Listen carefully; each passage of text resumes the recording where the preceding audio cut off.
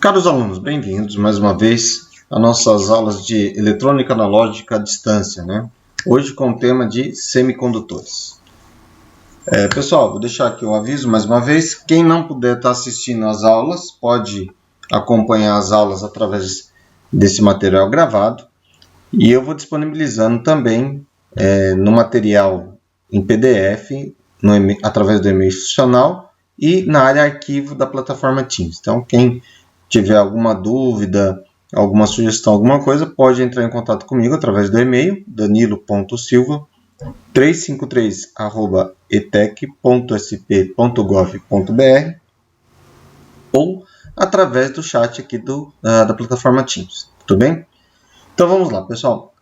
Antes da gente falar dos outros componentes que a gente tem para falar na nossa disciplina, eu vou fazer um resgate com vocês de alguns conceitos, tá? Entre eles, a gente vai falar sobre semicondutores. Pode ser que vocês já tenham visto em outra matéria, mas é bem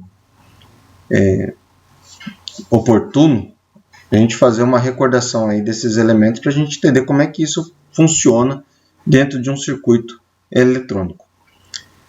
Então tá lá. Bom, a questão de semicondutores, eu preciso trazer para vocês um resgate aí com relação à estrutura cristalina, a organização dos átomos em relação à molécula, né? Então, a molécula é um conjunto de átomos e eu preciso entender aí nos materiais metálicos como é que isso se comporta. Então, eu tenho três formas de organização molecular dos átomos. Uma delas é a estrutura cúbica de corpo centrado, conhecida também como CCC. Essa estrutura cúbica ela tem uma característica de ter ao centro um átomo. Então, vamos imaginar que essa imagem que vocês estão vendo aí é um átomo qualquer, em que o arranjo cristalino, né, a organização desses átomos, ela parte do princípio que, nesse prisma cúbico que está do lado esquerdo, eu possuo bem no centro desse cubo, né, um átomo, e em cada vértice desse cubo eu possuo outro átomo. Então, a ligação entre eles, ele segue esse padrão, essa organização cúbica em que, ao centro, eu possuo um átomo. Então, eu posso ter aqui, ó, em cada vértice, tá, um átomo e ao centro outro átomo. Então, ele teria esta forma de representação, tá? Ampliando um pouquinho isso aqui, ó, pegando aqui, ó, a estrutura cúbica, tá? Então, o centro de cada átomo, né, o núcleo, estaria exatamente no vértice desse cubo. Então, esse daqui é a estrutura cúbica de corpo centrado.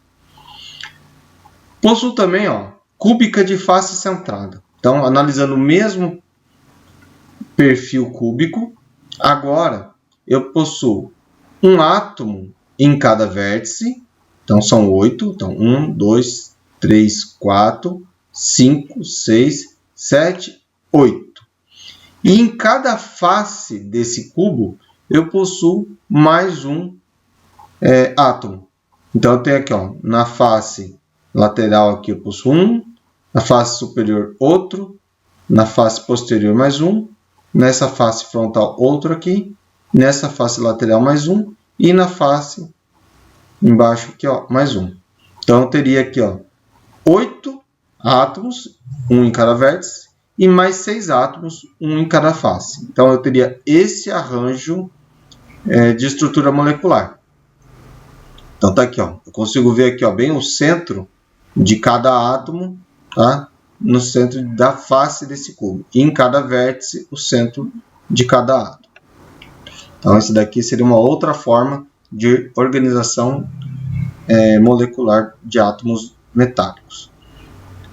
Agora, a última delas é a hexagonal compacta. Então, nesse caso aqui, eu não tenho mais uma estrutura cúbica, mas eu tenho uma estrutura hexagonal, em que, na face superior, eu tenho um arranjo com 1, 2, 3, 4, 5, 6, 7 átomos.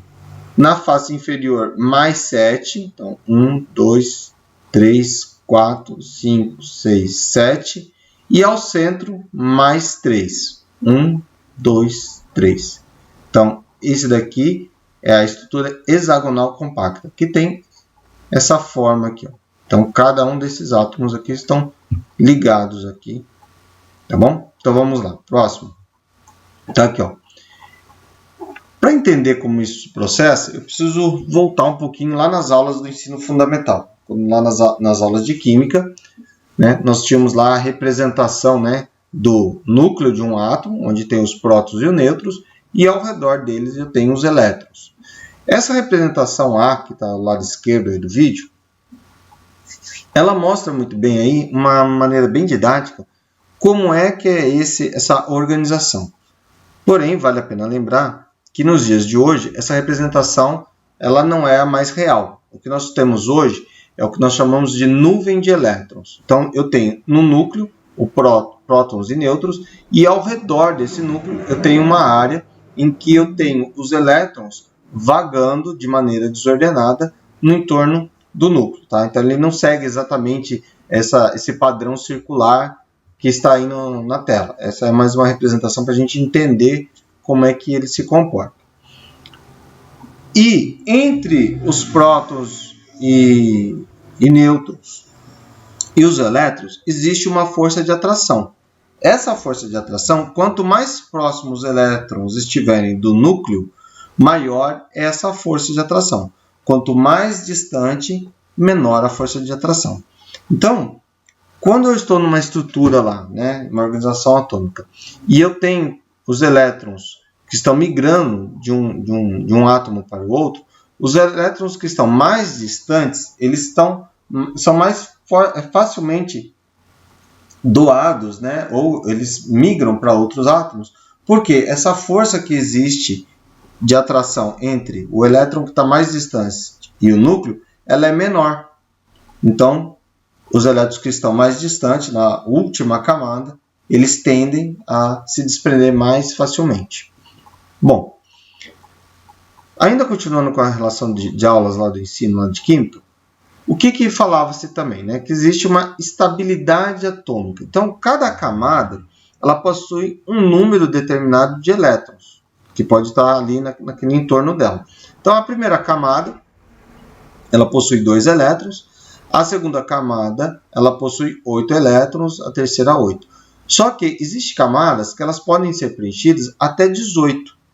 Mas a estabilidade atômica, né, que a gente chama, ela é alcançada com 8. Então, mesmo podendo ocupar mais espaços, tá, os elementos, quando ele atinge 8, eles atingem o equilíbrio atômico. Bom, dito isso, eu preciso que vocês entendam que é o seguinte, ó, não importa a quantidade de camadas. A última camada preenchida pelo elétron, tá, nesse átomo, é conhecida como camada de valência. Essa camada de valência é a última camada que está preenchida por elétron. Pode ser apenas um elétron, não tem problema. Tem um elétron naquela camada, ela é a chamada camada de valência. Posso ter camadas de valência que estão completamente preenchidas, não tem problema nenhum com relação a isso, tá?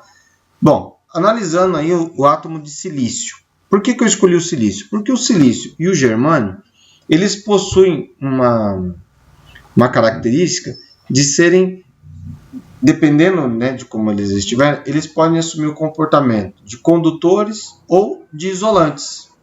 Então, se um átomo de silício ele possui um comportamento de ser um material condutor, ele é conhecido como um semicondutor, tá? Porque ele também, dependendo de outros elementos que estão inseridos ali junto com ele, ele pode também ter um comportamento de isolante. Então, eles podem ser conhecidos como semicondutores ou semi-isolantes. E por que isso acontece? Porque acontece o seguinte, ó, na representação aqui do átomo de silício, eu possuo na primeira camada 2 elétrons. Depois, na segunda camada, eu possuo 8. Ó. 1, 2, 3, 4, 5, 6, 7, 8 elétrons. E na terceira camada, eu possuo 4 elétrons. 1, 2, 3, 4 elétrons. Então, este comportamento de 4 elétrons propicia que ele pode receber mais 4 elétrons, tá? Assumindo aí um equilíbrio atômico, ou doando 4 elétrons. Tá? E aí, ele vai se ligar a outros átomos. Então, isso vai depender de que tipo de elemento químico vai se ligar ao átomo de silício. Então, essa representação aqui, ó, eu tenho o átomo e esses 4 pontinhos vermelhos representam o número de átomos que estão na camada de valência, que no caso aí é 4. Vamos lá. Então, tá aqui, ó. A camada de valência, ela atinge equilíbrio atômico com 8, certo? E nós já vimos no slide anterior que o silício possui 4 elétrons na sua camada de valência, na última camada. Mas ele pode se ocupar até por 8. Então, como é que ele consegue esse equilíbrio? Então, vamos analisar esse átomo que está aqui ao centro. Esse átomo de silício ao centro, aqui, ó, ele possui 1, 2, 3 e 4, que estaria aqui, ó, tá? E aí, ele se liga a outro átomo de silício e ele compartilha esses elétrons. Então, eles estão se ajudando mutuamente aqui a alcançar esse equilíbrio atômico. Então, esse átomo aqui ele tem 4, o outro átomo que está do lado aqui, ele possui 4 também. Então, eles vão se ajudando aqui. Então, ao mesmo instante, ele tem 8 e esse aqui tem 8 porque eles estão dividindo 4 elétrons. Tá? É a mesma coisa que os outros. Então, vamos analisar esse aqui, ó, que está à esquerda. Ele possui 1, 2, 3 e 1/4 que estaria aqui do lado. E ele usa aqui, ó, 1, 2, 3 e mais um outro quarto aqui, ó. Então, ele vai também atingir 8.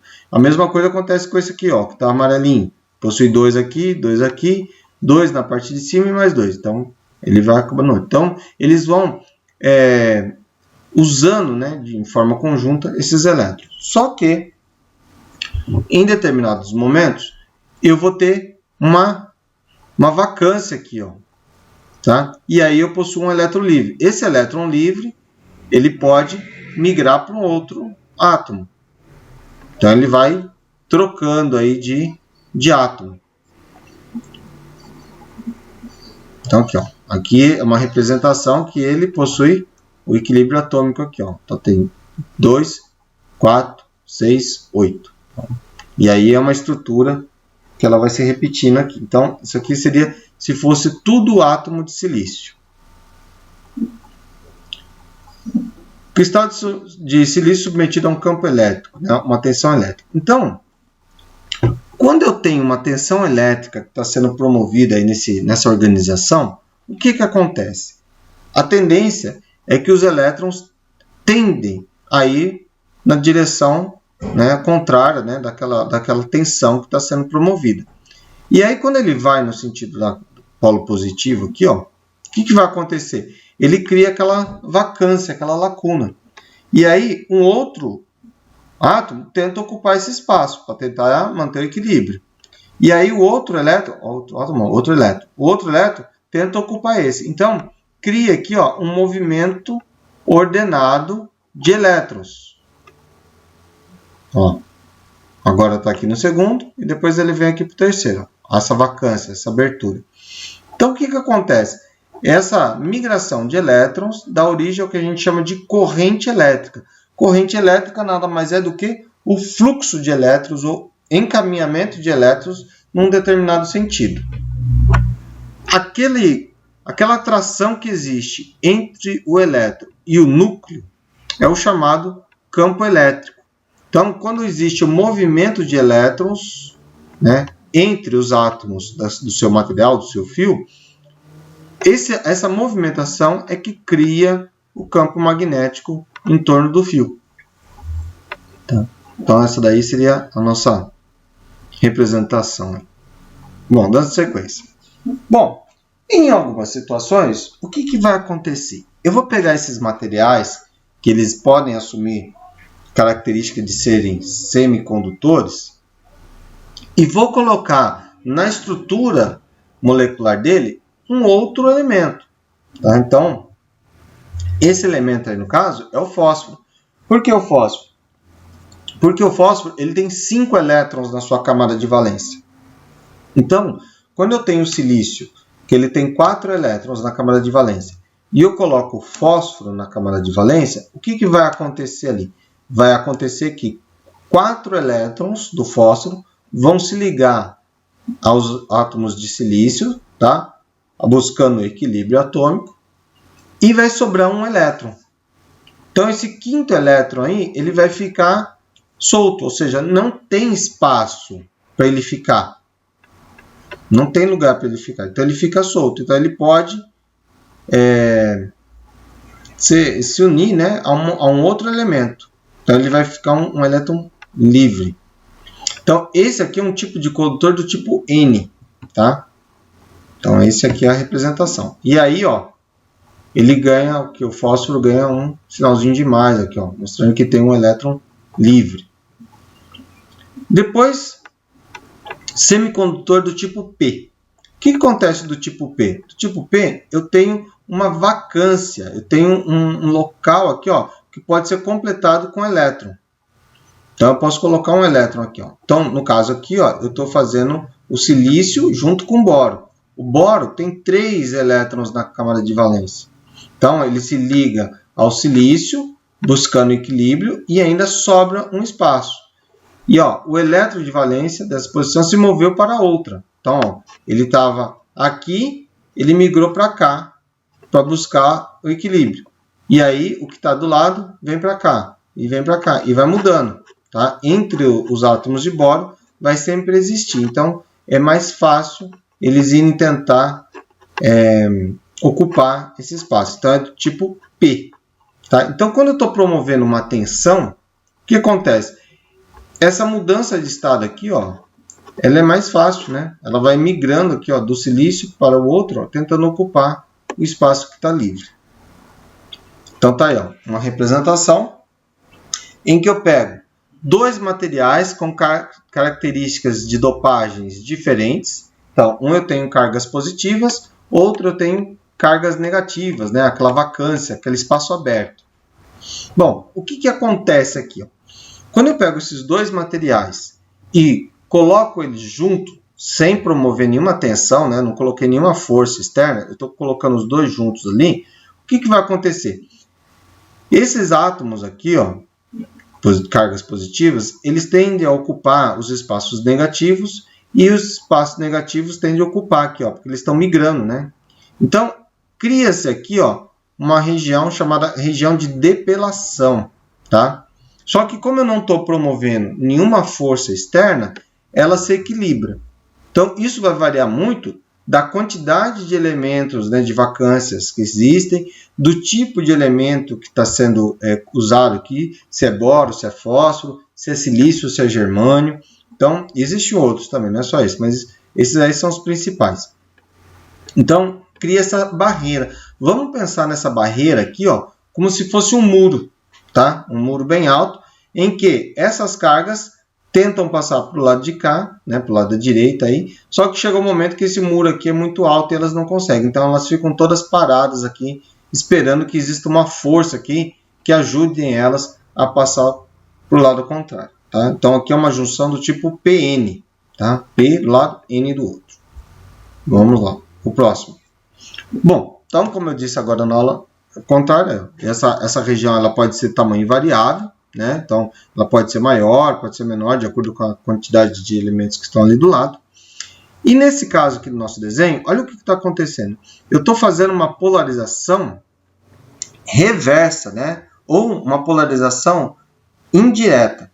Então, ou seja, eu tenho o polo positivo, tá, da minha bateria alimentando o lado negativo do meu semicondutor.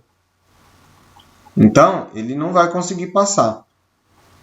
Então, essa aqui é uma polarização reversa. Esse daqui, ó, é uma polarização direta. Então, o que acontece? Eu estou promovendo uma força aqui, tem mais átomos, elétrons positivos aqui. Então, eles ganham mais força, mais impulso para tentar vencer essa barreira. Imagina se fosse ao contrário, ó, vou voltar ao slide. Eu tenho desse lado cargas negativas e coloco cargas positivas. Aí eu vou preenchendo até um momento aqui, ó, que como essa área aqui é muito grande, até eu conseguir vencer essa barreira, eu consigo dopar aqui, ó, preencher várias lacunas, mas eu não consigo preencher totalmente. Então, não tem o movimento de elétrons no sentido contrário. Agora, se eu polarizar diretamente, como esse caso, o que acontece? Eu já não tenho bastante cargas positivas desse lado, Se eu colocar mais cargas positivas, o que acontece? É como se estivesse entrando mais e mais e mais aqui, até que elas consigam pular, né? Vencer essa barreira e ocupar as lacunas que estão aqui desse lado. Então, vamos imaginar, é só uma analogia, tá, pessoal? Vamos imaginar o seguinte, ó. Vamos imaginar que essa área aqui, ó, central, é como se fosse um muro. E do lado esquerdo aí, ó, como se fossem uns soldados. Sabe quando o exército está fazendo treinamento, que tem um muro muito alto e que os soldados têm que vencer aquela barreira? Então, às vezes, o que acontece? Um dos soldados, ele fica próximo ao muro, dando apoio para que os outros soldados passem para o outro lado. Então, é mais ou menos isso que acontece. Imagina que chegaram os soldados aqui, e aí os soldados que estão mais próximos da barreira aqui, ó, começam a preencher os espaços, dando apoio para que os outros pulem, né? Passem para o lado contrário. Esse número de soldados, né, uma analogia aí, se refere ao valor em volts, né, que o meu semicondutor vai cobrar para fazer esse serviço de barreira. Tá? Então, ele limita a passagem também, aqui num certo ponto, ele vai cobrar um valor de uma tensão aqui para poder promover esse avanço aqui dos elétrons de cargas positivas para ocupar as lacunas aqui de cargas negativas do outro lado. Tá bom? Então, tem esse movimento. Bom, tá aí então. Pessoal, o mais conhecido dos semicondutores aí, das uniões semicondutores, é o diodo. Então, o diodo, a partir de agora, a gente vai trabalhar ele só com a simbologia, tá? Então, essa representação que nós estamos vendo aqui, ó, PN, nós já entendemos como é que isso funciona. Ela passa a se chamar agora anodo, o lado positivo, e catodo, o lado negativo. E a representação simbólica está aqui, ó, um triângulo com uma barreira. Essa representação, ela sofre algumas variações, de acordo com o tipo de diodo que a gente vai estar utilizando, tá? E aqui embaixo, eu tenho aqui, ó, um tipo de diodo onde essa faixinha cinza mais clara aqui, ó, representa o lado do catodo. E o lado preto é o lado do anodo. Então tá aí. Numa polarização direta, o que acontece? Ele conduz energia. Então, vamos pensar que o diodo é como se fosse um registro, que só permite a passagem em apenas um sentido. Então, ó, com a polarização direta, as cargas passam aqui pelo diodo, atravessam aqui, acende e vem para o lado negativo aqui da bateria. Então, ela vai fazendo esse circuito aqui no sentido horário. E se for uma polarização inversa ou indireta, ou também conhecida como polarização reversa, eu tenho cargas positivas aqui, passa pela lâmpada, chega aqui, existe aquela barreira, não consegue ultrapassar. E aí eu não completo meu circuito. Então, dessa forma, não acende. Então, tá aqui, ó. Os diodos têm diversas representações, diversas simbologias. Então, eu tenho aqui, ó, um diodo retificador, um varicamp, diodo Zener, diodo de túnel. Tem o fotodiodo, que é muito utilizado aí na iluminação pública. Tá? Então, como é que funciona aqui rapidamente? Quando os raios solares atingem o diodo, essa excitação aqui que existe luminosa faz com que essa barreira aqui interrompa a passagem de energia. E aí a lâmpada apaga. Quando não tem a excitação solar, essa barreira aqui permite a passagem de energia e aí a lâmpada acende. O diodo emissor de luz, né, o conhecido LED. Então, o que acontece? Aqui é o contrário do fotodiodo. Na hora que existe a excitação, aqui a tensão sendo polarizada diretamente, vai excitar aqui e ele vai desprender uma parte dessa energia na forma luminosa. Então, isso aqui é uma representação do LED. Tudo bem? Pessoal, agora eu vou utilizar um outro programa aqui, ó. Quem puder, deixa eu só lembrar mais uma vez, quem puder, faz a instalação do Proteus no seu computador. No site do professor Ederson, ele dispõe lá do Proteus, tá? Então é só entrar lá, professor Ederson Carlos, pode colocar lá no Google, né? Professor Ederson Carlos, e depois colocar em downloads. Aí vocês vão ver lá que tem as disciplinas de robótica, tem de microcontrolador e tem também o Proteus. Então, dá uma instalada lá, não vai dar muita dor de cabeça para instalar e vai ajudar bastante. Pessoal, vou montar um circuito aqui e mostrar para vocês como é que funciona. Tá? Então, esse aqui é um outro programa chamado Crocodile. Tá? Então, vou pegar aqui a bateria, colocar aqui. Vou pegar uma chave, colocar aqui também. Agora eu vou adicionar aqui ó, o meu diodo. Vou virar ele aqui, ó. Isso. Vou adicionar aqui também. Vamos achar aqui um LED para a gente acender aqui, ó. E vou fazer a ligação. Vamos ver o que vai acontecer, ó.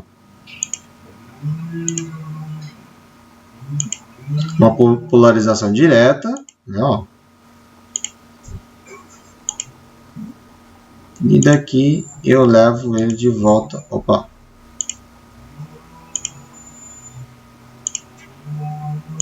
Tá aí, ó. Então tá ligado aí, ó. Olha o que vai acontecer agora, ó. Tá vendo essas barrinhas, ó? É o 9 volts da bateria que tá chegando até os terminais aqui, ó. É 0 ampere, por quê? Porque o circuito não tá fechado. Então eu vou ligar o interruptor aqui e vamos ver o que vai acontecer, ó. Viu? Queimou o meu diodo. Por que queimou o diodo? Porque o diodo que está ligado no LED aqui, ó, ele trabalha com uma tensão menor. 9 volts aqui é uma tensão muito grande para trabalhar com esse diodo. Por isso que ele queimou. Ó, o que está faltando aqui? Ó? Eu preciso de um resistor. O resistor ele limita a passagem de elétrons ali. Então, vou pegar aqui, ó,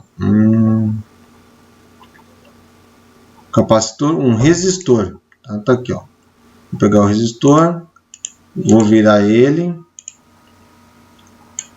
No caso aqui, pessoal, o resistor, ele trabalha aqui, é um resistor de 200 ohms, 220, tá? 220 ohms já seria o suficiente aí para trazer uma proteção para o meu diodo. Ele vai limitar a passagem, a tensão aqui, ó. E aí, na hora que eu acender o meu interruptor, ele vai acender. Então, vamos analisar aqui o que está acontecendo, ó. 9 volts, está saindo aqui. Quando chega aqui, ó, no resistor, ó, está chegando, ó, 9 volts e a corrente é de 28,9 mA. O resistor vai limitar a passagem da tensão e vai chegar aqui, ó, no meu diodo, 2,64 volts. Ele está polarizado diretamente, então ele permite a passagem de energia e passa para o LED, aqui, ó, 1,93 volts. Mas espera aí, você vai falar assim, ah, professor, mas estava entrando 2 e pouco, está saindo menos, por quê? Lembra daquela barreira de depilação? Que ela cobra um certo valor ali, da quantidade de elétrons que ajudam os outros elétrons a vencer aquela barreira? Então é exatamente essa diferença, tá? Isso vai variar de diodo para diodo, tá? Tem uns que são mais, outros são menos, tá? E outra coisa que vale destacar aqui, o LED, pessoal, isso vai depender muito do LED e do fabricante, mas o LED ele funciona entre 1,5 e 2 volts, tá? Então até 2,5, dependendo do LED. Então 1,93 está dentro da faixa ideal para o LED ter a sua intensidade luminosa. Existem LEDs que vão necessitar de uma tensão maior, tipo os LEDs de alto brilho, que vão precisar de 3 volts, tá? Mas no caso, esse aqui é um LED comum e ele vai trabalhar aí com em torno aí da faixa de 2 volts, mais ou menos, é o que ele vai estar trabalhando, tá bom? Então, e aí depois ele vem e fecha o circuito. Então, eu desligo aqui e ele apaga o LED. Agora, vamos ver o que vai acontecer na hora que eu inverter o meu diodo. Vou clicar nele aqui, ó, eu vou inverter a posição do diodo. Ó. Agora eu vou trabalhar com ele da maneira inversa. Ó.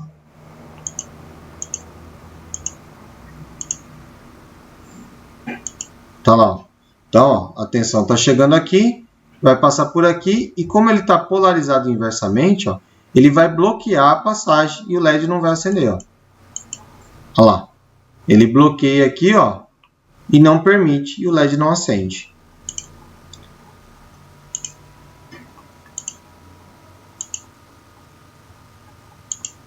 Bom, vou mostrar para vocês agora um outro conceito, bem simplesinho, mas que vale a pena a gente destacar, que às vezes vocês não se recordam, mas a gente pode estar relembrando alguns conceitos aqui. Ó.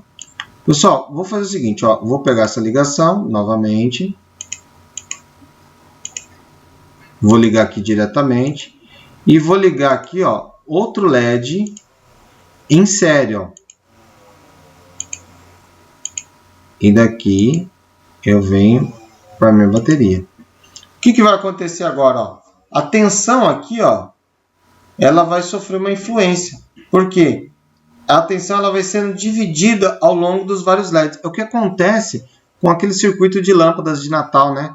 Então eu possuo as lâmpadas ligadas em série. E quando eu faço alimentação, eu tenho lá 2 ou 3 circuitos naquele monte de fio que está lá. E eles vão alternando. Então, ó, o que acontece? Ó? Eu tenho aqui, ó, uma corrente. Olha a tensão que está passando agora, ó, sobrecarregando o meu sistema. Ó, 3,8 volts. Olha quanto que vai estar chegando no primeiro, ó. 3,8 volts. Depois no próximo aqui, ó. 1,92. Então ela vai se dividindo ao longo dos LEDs aí, ó. Pessoal, por que queima tanto aquelas lâmpadas de Natal? Primeiro porque aquelas lâmpadas lá, tem muitas delas que é incandescente, né? Mas o que acontece? Eu não falei que o LED ele trabalha numa faixa ideal em torno de 2 volts, e alguns LEDs aí, dependendo, até 3, que é o caso de alto brilho. O que acontece aqui? Eu estou sobrecarregando esse LED. Então, quando eu estou alimentando ele com uma tensão acima do que ele suporta, o que vai acontecer? Ele vai queimar logo de cara? Se a tensão for muito alta, sim, ele vai queimar. Mas se a tensão não for tão alta assim, o que vai acontecer? Ele vai ter uma menor vida útil, tá? Ele vai acender, vai ter um alto brilho, porém a quantidade de horas de iluminação que ele vai poder dispor vai ser menor, tá? Então ele vai se desgastar mais rapidamente. Agora eu vou mostrar para vocês a outra forma, que é a ligação em paralelo.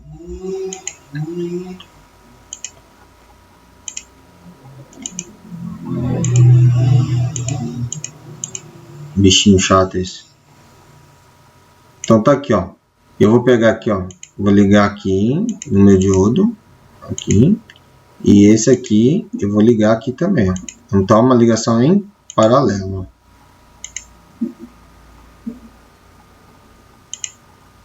Ó, de novo. Isto. E esse aqui também. Eu vou ligar aqui, ó. Então, uma ligação em paralelo. Vou acender, ó. Aí os dois estão acendendo. Só que a tensão, ó, em cada um deles, ó, é menor do que a anterior. E são iguais, ó. 1,91 aqui. E no de baixo, 1,91 também, ó. E a corrente também é menor. Tá? Agora, vamos fazer o seguinte, ó. Vou desligar o sistema. Vou cortar aqui de novo. E vou pegar um outro diodo.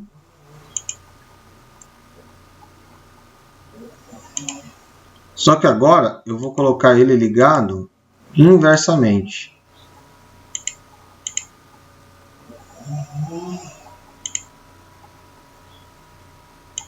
Aqui, ó.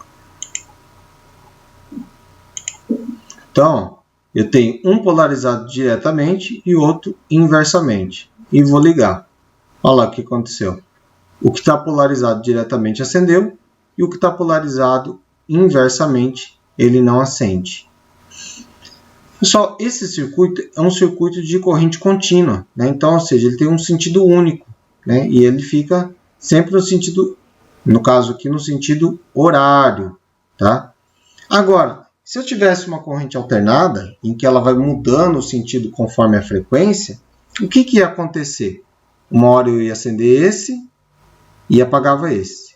Depois, no instante seguinte, eu acendia esse e apagava o de cima. Então, ele vai alternando a acender e apagar entre os dois aí, se fosse um circuito de corrente alternado. Tá joia? Então, pessoal, hoje aí é um exemplo aí dos semicondutores, tá? Qualquer coisa, é só me chamar lá no chat ou no e-mail e a gente tira todas as dúvidas, tá bom?